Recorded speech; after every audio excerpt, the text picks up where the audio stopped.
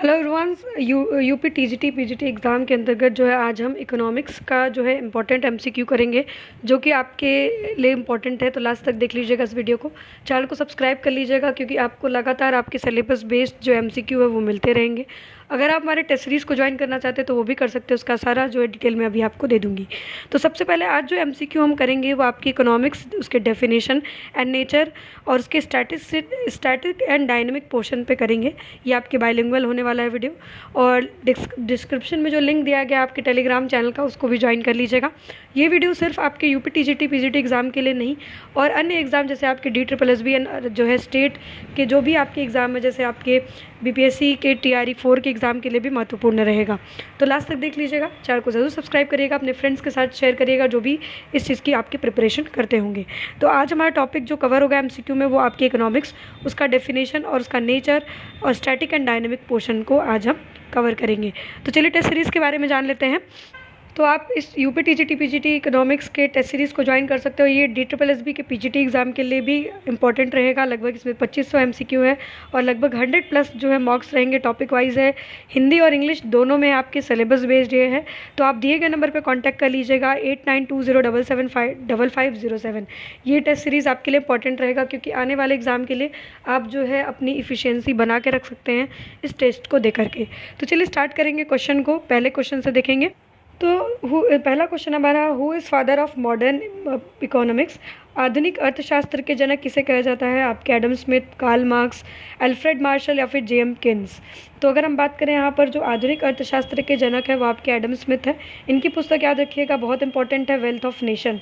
ठीक है, ये पुस्तक अक्सर पूछ देता है आपके। तो वेल्थ ऑफ नेशन इनकी पुस्तक है। और 18वीं शताब्दी में ये स्कॉटिश फिलोसफर थे जिन्हें जो है आपके इकोनॉमिक्स के फील्ड में काफ़ी काम किया, और इनकी पुस्तक का नाम है द वेल्थ ऑफ नेशन। ठीक है, और इनको जो है फादर ऑफ इकोनॉमिक्स भी कहा जाता है। हम कह सकते हैं कि मॉडर्न फादर ऑफ इकोनॉमिक्स भी आपके इनको कहा जाता है। यहाँ पर ऑप्शन नंबर A करेक्ट हो जाएगा। ठीक है, तो नेक्स्ट क्वेश्चन को देखेंगे आपके, what is primary focus of economics? Primary जो फोकस है यानी अर्थशास्त्र का मुख्य उद्देश्य क्या है? आपके वस्तुओं और सेवाओं का उत्पादन करना। ठीक है, स्टडी ऑफ नेचुरल रिसोर्सेज, या फिर स्टडी ऑफ पॉलिटिक्स, या फिर आपके स्टडी ऑफ ह्यूमन बिहेवियर यानी मानव व्यवहार का अध्ययन करना, राजनीतिक अध्ययन करना, या फिर प्राकृतिक संसाधनों का अध्ययन करना, या फिर आपके वस्तुओं और सेवाओं का उत्पादन कैसे होगा इसके ऊपर ध्यान देना। तो अगर हम बात करें प्राइमरी जो फोकस होता है इकोनॉमिक्स का, वो आपकी प्रोडक्शन यानी आपकी उत्पादन कैसे होगा और उसका वितरण कैसे होगा, प्रोडक्शन कैसे होगा, डिस्ट्रीब्यूशन कैसे होगा, उसके पे ज़्यादा ध्यान दिया जाता है, गुड्स एंड सर्विसेज का। तो यहाँ पर आपके ऑप्शन नंबर A करेक्ट हो जाएगा। यानी अर्थशास्त्र का मुख्य उद्देश्य आपके वस्तुओं और सेवाओं का उत्पादन है, यानी ऑप्शन नंबर यहाँ पर A करेक्ट हो जाएगा। ठीक है, नेक्स्ट क्वेश्चन देखेंगे आपके, economics is the science of wealth, who give the definition? आपके ये डेफिनेशन किसके द्वारा दिया गया? आप सभी को पता है यूपी टीजीटी पीजीटी एग्जाम में काफ़ी ज़्यादा आपके डेफिनेशन पूछा जाता है। तो ये डेफिनेशन किसके द्वारा दिया गया? यानी अर्थशास्त्र धन का विज्ञान है। ठीक है, यह परिभाषा किसने दी है? अल्फ्रेड मार्शल ने दी है, एडम स्मिथ ने दी है, या फिर आपके लियोन रॉबिन्स के द्वारा दिया गया, या फिर पाउल सैमुअल्सन के द्वारा दिया गया है।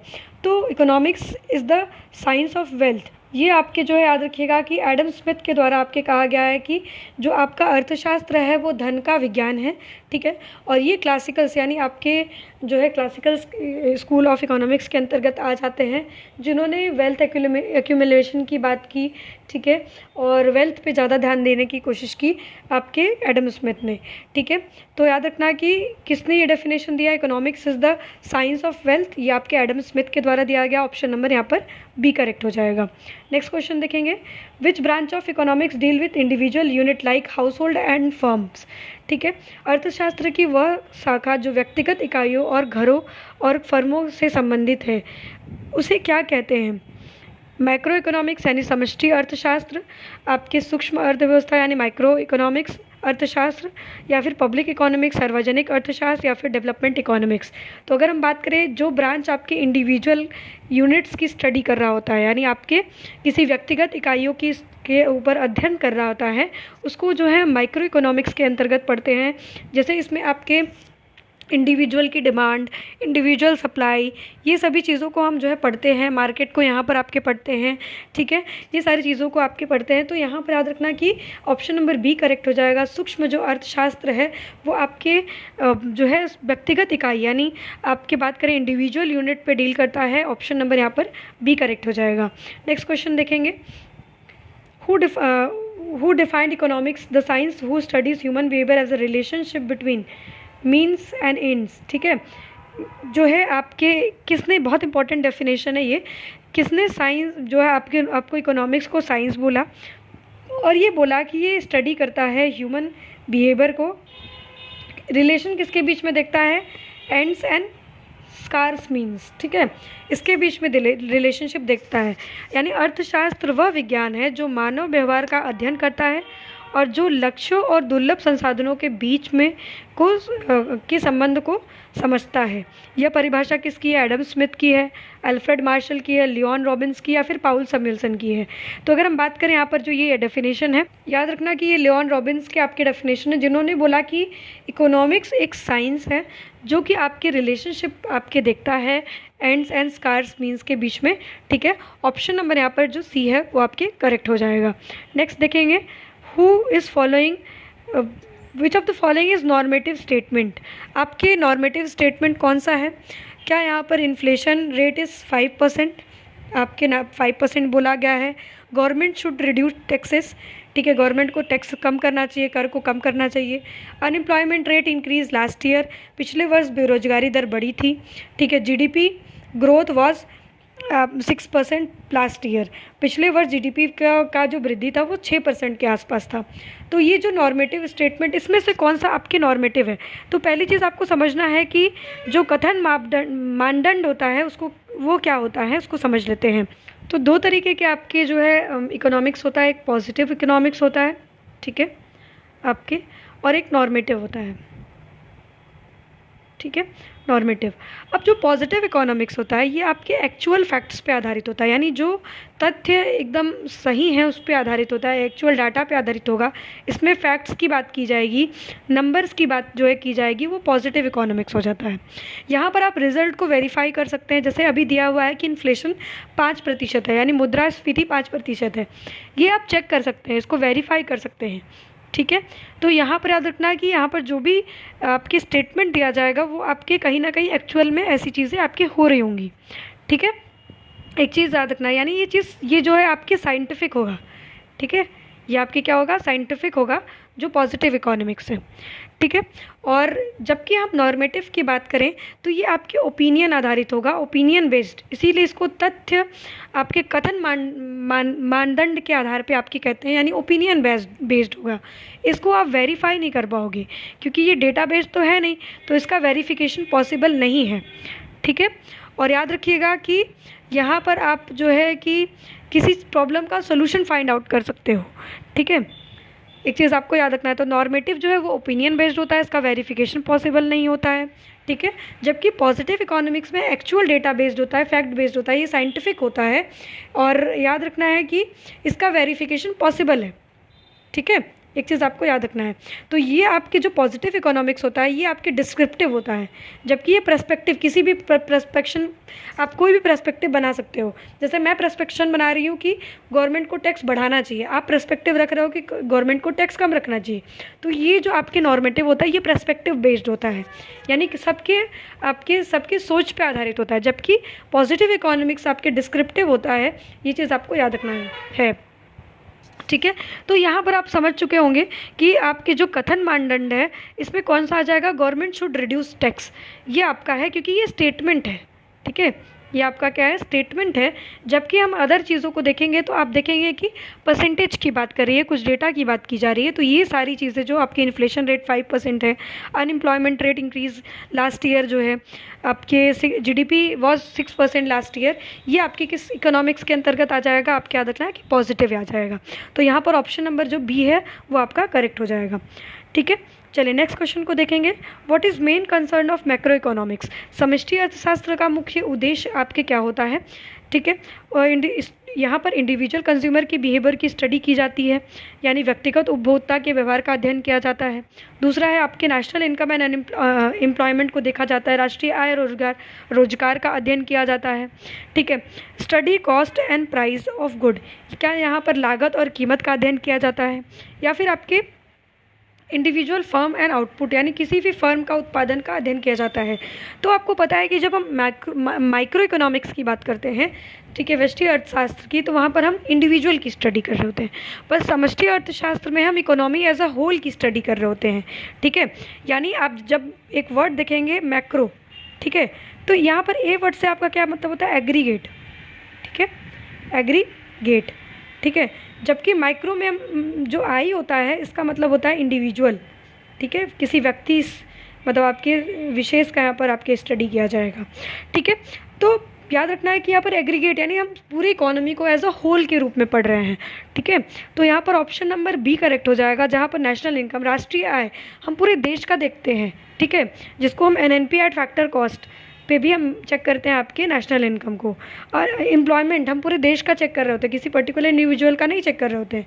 इसीलिए जो है ये आपके मेन कंसर्न क्या होता है, study of national income and employment, किसके अंतर्गत आपके आ जाता है, मैक्रो इकोनॉमिक्स के अंतर्गत आ जाता है। ऑप्शन नंबर यहाँ पर बी करेक्ट हो जाएगा।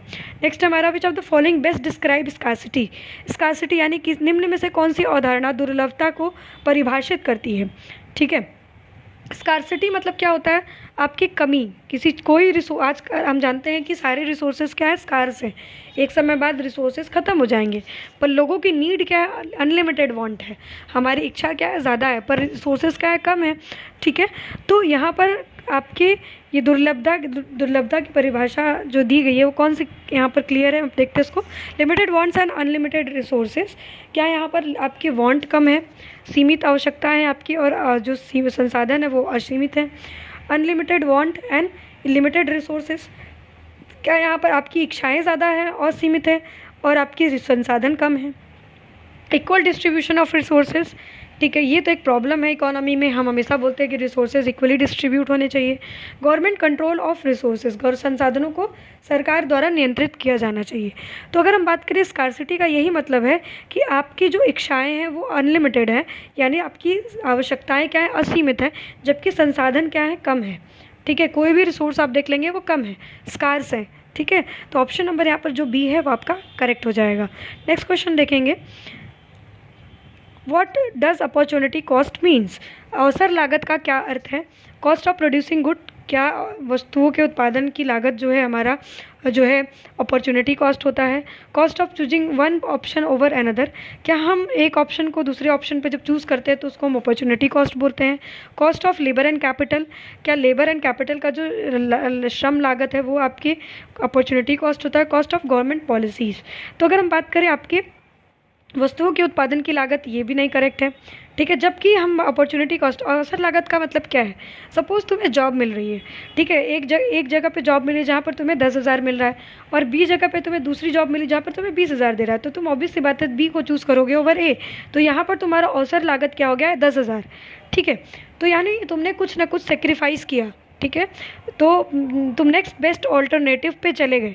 ठीक है, next best alternative for gone, तुम हमेशा बेस्ट ऑल्टरनेटिव की तरफ बढ़ने की कोशिश करते हो, उसी को अपॉर्चुनिटी कॉस्ट यहाँ पर आपके कहते हैं।